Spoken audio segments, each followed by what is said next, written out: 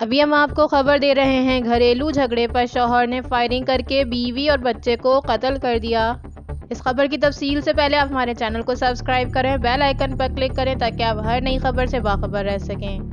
پشاور کے علاقے پخا غلام میں گھریلو جھگڑے پر شوہر نے اپنی ہی بیوی اور بچے پر فائرنگ کر کے قتل کر دیا۔ پولیس کے مطابق ملزم کی فائرنگ سے اس کی بیوی، بچے سمیت 3 افراد جاں بحق ہو گئے۔